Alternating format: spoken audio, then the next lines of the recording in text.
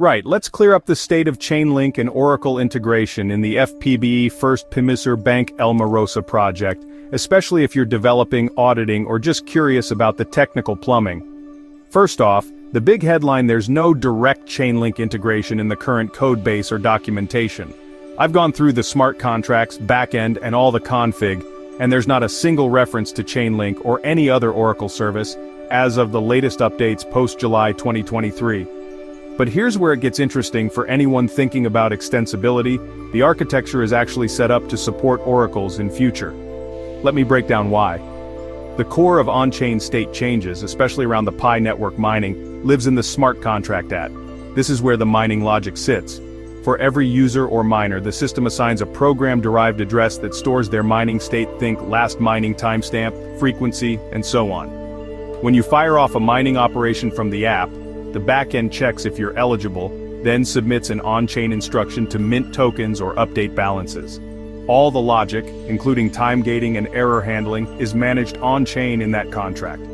Now, how does all this connect to the wider system?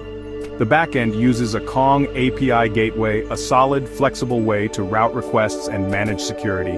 Event sourcing and real-time updates are handled through Kafka and WebSockets, so if you ever wanted to relay off-chain data to trigger something on-chain, the infrastructure is already in place to do that. But let's get back to oracles. At present, all triggers for on-chain changes come from the backend, not from any external data feed or oracle like Chainlink. So, mining balance updates, they're all kicked off by actions in the app, validated by the backend, and then executed on-chain. No Chainlink API calls, no Oracle callbacks in play. Could you add Chainlink? Absolutely. The system's designed for it. If you wanted to, say, have an external price feed or some off-chain event dictate when a mining or payout event happens, you'd hook Chainlink into the backend or the API gateway.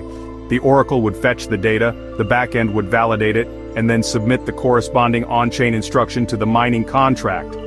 So, to sum up, there's no current Chainlink or Oracle integration in FPBE. All blockchain state changes are handled directly by the backend and the Solana smart contracts.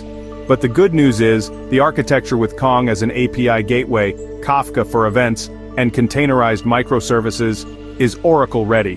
If or when you want to integrate Chainlink, you've already got the foundations in place.